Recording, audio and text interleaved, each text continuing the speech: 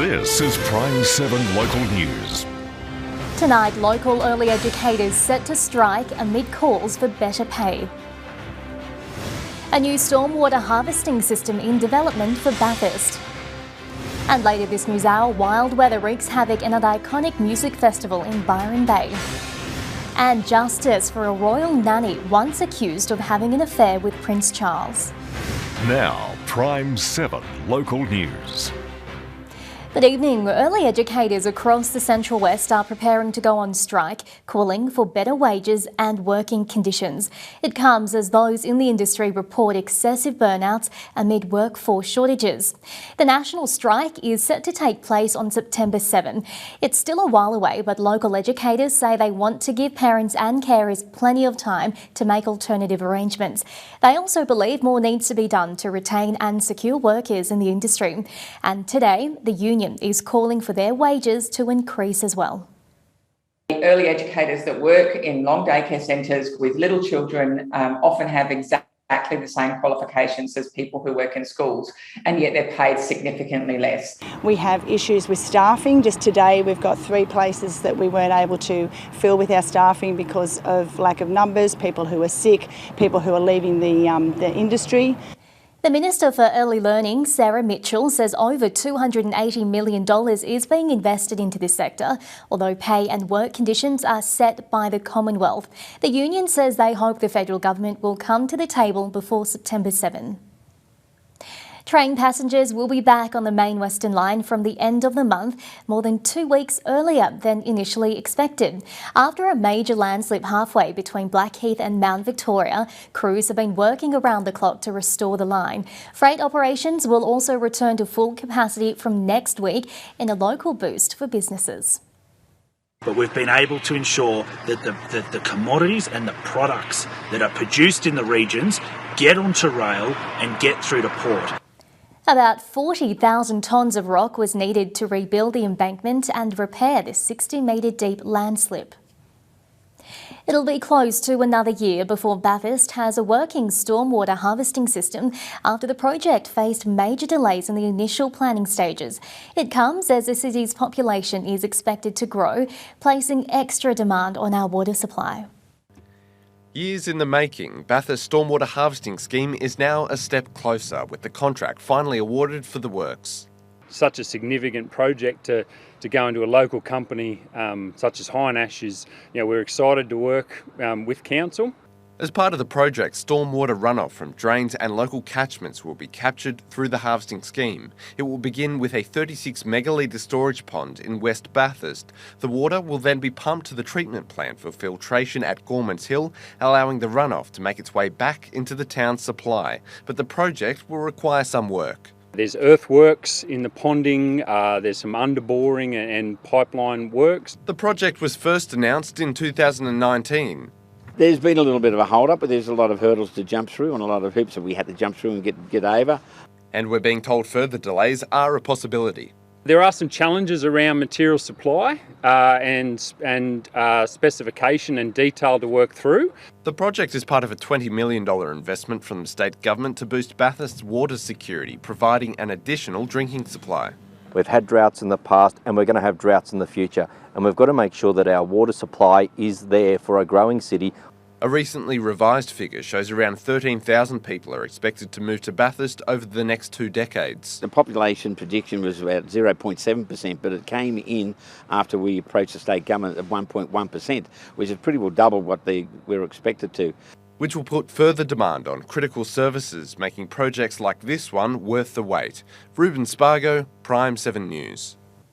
Well, it's time now for a quick check of the weather, so let's head into the maps. As you can see here, it was a partly cloudy day across the region. We did have some stronger gusts though, making it feel a lot colder than it actually was. Cowra got to 15, but it felt like 14, with gusts getting up to 30 kilometres an hour. Grenfell got to a top of 17, Coonabarabran 17. Dubbo did get to 18 or 19, but late this afternoon we felt gusts of up to 46 kilometres an hour, making it feel much more like 12 degrees. We do have sun to kick off the weekend before a new system arrives, bringing showers and the cold, but I will be back with all those details soon after sport. Local councils are cracking down on acts of vandalism after a spate of destruction across the region. In the Blantyre, public toilets were torched in several local parks overnight, while in Forbes this week, sporting ground bathrooms were targeted with paper towels and tissues thrown around and plastic bags pushed into the plumbing, causing blockages. Anyone with information is urged to come forward and assist with investigations. We're being urged to shop around in the energy market as soaring prices put further strain on household budgets. The experts say there are plenty of power-saving options out there, not just limited to renewable sources. The pressure on home budgets is growing. AEMO has intervened in the market again in the last week to stop New South Wales households taking advantage of the Victorian energy market price cap. Which means that they're less exposed to the international market factors at play at the moment. But as a result, New South Wales customers have been draining the Victorian gas reserves. As they're forced onto the open energy market, it means higher costs, which drives up demand for renewable energy. Residential and commercial solar demand remains extremely strong. It is the most cost-effective solution for energy requirements right now. There's also plenty of government incentives on offer to support the financial cost of switching to solar, set to support Labor's recently announced ambitious emissions reduction target, 43% by 2030. There's currently a interest-free loan available from New South Wales State Government for people with existing systems to add a battery to that system. But even without solar panels, you can save hundreds on bills. iSelect, an organisation that compares energy companies, has released new data shedding light on power pain. 62% of respondents in New South Wales are worried about their winter energy bill, and 62% again will be making cutbacks to pay for their next bill. The government legislated that energy retailers can't charge exit fees. So basically shop around for a better deal. Genevieve Lamond, PRIME7 News. Dubbo Hospital's new $30 million car park project is now complete, with the final multi-storey complex officially unveiled today. The 300-space facility specifically for staff is free to access and is already being put to good use. It's hoped the new parking lot will free up space at the front of the hospital for patients and visitors. A telescope, the first of its kind in the Southern Hemisphere, is now exploring the skies from our backyard. Designed to hunt for and study ultra-faint galaxies, it's set to help us better understand the Milky Way. As the night sky rolls over the Siding Spring Observatory in Coonabarabran, a new telescope is taking it all in. It's hunting for very, very faint light within the universe. The first of its kind in the Southern Hemisphere, the Huntsman telescope is hoping to shed some light on the darkest parts of the universe. It's been 8 years in the making, but the official unveiling of the technology is set to put 10 off-the-shelf camera lenses to the test. Well, they're usually used for sports and wildlife photography, but we've sort of changed the game a little bit and pointed them at the sky. Most big telescopes use a mirror.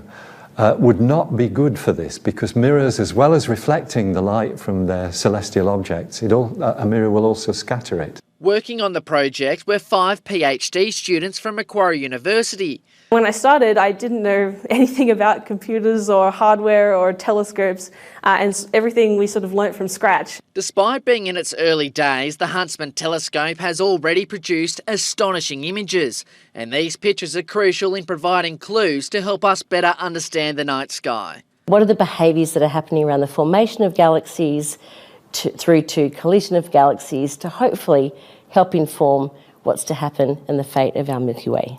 While it searches for light, the design was inspired by the Dragonfly telescope based in the US. We had a similar configuration of arrays, but the purpose of that particular telescope is to look at dark matter. In the midst of uncovering the mysteries of the universe, the telescope will be open to the public on October 1 for this year's Starfest. Hamish Southwell, PRIME7 News. Still to come in PRIME7 News, hundreds set to visit parks for the return of Astrofest, while events and festivities ramp up in Cowra this weekend. And later this news hour, festival goers fuming as extreme weather sees the first day of Splendour in the Grass cancelled. How police busted a Colombian-run cartel operating right here in Australia. And the BBC pays up after claiming a former royal nanny had an affair with Prince Charles.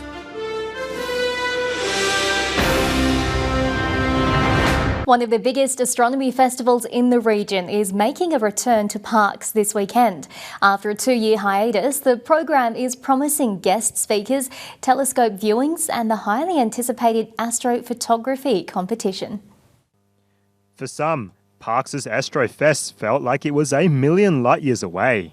Because of COVID, we weren't able to have the in-person Astrofest in 2020 and 2021. It's very disappointing because, especially last year, we were all set to go. But after a short hiatus, visitors and locals can once again enjoy the unique event. It's really great to have everyone back again. Nothing beats in-person interaction with people. Year on year, Parkes plays host to one of the biggest Astrofest events in the country. Here in the Central West, we boast some of the darkest skies in Australia, so it's an ideal place. Not only does the event foster and promote astronomy in the region, it also attracts world-class scientists to the Central West. You just go out on a dark, moonless night, clear moonless night, look straight up, and you're doing astronomy just by looking. You know, if you have binoculars, use that. And then from there you can progress to telescopes and join with other members to learn more. In a series of lectures planned for 2022, one will feature the Australian Space Agency's Moon to Mars program, while this year's keynote speaker is Orange local John Reynolds, who is the head of all the CSIRO radio astronomy facilities in Australia. We have some exciting space missions coming up next year. Return to the Moon, Parkes is part of that. But also on the astronomy side, we have new instruments coming online. And ahead of the weekend's big event, organisers have their fingers crossed for one thing. Because it's mainly optical astronomy, we're hoping for gorgeous weather like today. Nice clear skies. Christopher Tan, PRIME7 News. This weekend, hundreds of people will make Cowra a part of their travel plans for the return of the annual wine show. At the same time, local businesses are expecting to reap the benefits of another event, the newly launched Cowra Winter Wanderlust. This weekend, the seats of the Quarry restaurant in Cowra will be filled thanks to a brand new event called Winter Wanderlust. We might not have had any bookings now. We're fully booked. Coming out of the first COVID lockdown, we had a big influx of visitors, but since then it's died down. I think people are a bit hesitant. I think there's been a few hits to the wallet lately. And Winter Wanderlust will coincide with another major event, the Cowra Wine Show. We felt that it's really, really important that we have some more events on throughout the weekend so that we can encourage people who are coming for the wine show to maybe book in a few extra days. Among the available activities, visitors and locals can spend an afternoon at the Cowra Japanese Gardens for a paint and sip class. They can get on board the newly refurbished lounge car for a high tea or dine at a long table lunch at the Quarry restaurant. Meet the winemaker, where we've got Kalari, the owner of Kalari, Ian, is coming to do a wine pairing with a set menu. The idea is to make sure dollars are spent in town. Like, I know that some of my bookings are going to the wine show that night, so they get to stay an extra couple of days. It's expected up to $15,000 will be invested into the local economy this weekend. A lot of businesses have done it pretty rough over the last few years, and just being able to sort of share the love around, get some people out and about with the local community groups. And to ensure the town stays open, everyone is urged to stay COVID safe. If you're not feeling well, obviously mask up or maybe rethink your sort of travel plans. You can learn more about the weekend's activities at the Visit Cowra website. Christopher Tan, PRIME7 News. Still to come in PRIME7 News, teams use the last few sporting fixtures of the season to secure a top spot. And 3 local schoolboys represent the state in rugby union. Welcome back. 3 Central West students have donned the blue jersey at the Australian Schoolboys Rugby Championships, with 2 going on to higher honours. From running out for Stannies in high school rugby to playing for the state, Riley Langfield and Will Taylor suited up for the New South Wales Firsts at the Australian Championships. Us 2 Stannies boys, me and Riley, we linked up pretty well, and us forwards were pretty good that day. We really did push everything we put in a lot of effort, and even due to training and all that, we just linked really well. The boys helped their New South Wales side to national championship glory and were both selected for the Australian schoolboys team. I was pretty surprised, it's a big achievement, something I've always wanted to do. It was an emotional roller coaster for Taylor and his family. I was very happy. I got up on the stage, I look up, I see my family, they're all, my brother and my dad were crying. We're pretty happy. Now the boys will tour Japan with the national side in September. I think it'll help me improve as a player and improve as a person as well, so I'm hoping to get a good experience out of it. Joining the Stannies duo at the championships was Kinross student Arnie Tancred, playing for the New South Wales Seconds. Tancred dominated in his team's first match against Queensland, playing mind games with the defence. At the back of the scrum, the number 8 and flanker was saying he's going blind, so I just thought I might as well run at this little halfback, and yeah, it came off. Ball at the back, Tancred goes for a run, Tancred will be hard to stop, and Tancred's over. Tancred made the most of his time representing his state. I think it was good to see just what the benchmark was, and especially next year, if I want to continue playing rugby, who I'm going to have to be playing against. And it's proof rugby in the Central West just keeps on churning out top-shelf talent. Macraith Snare, PRIME7 News. Wellington Race Club and female jockeys right across the region are set to benefit from new facilities. As $165,000 state government grant will see the female change rooms at the club upgraded to improve the current amenities on offer. Expand that area by about 250%, provide 3 showers, 3 toilets, 3 hand basins, and seating for between 17 and 20 riders.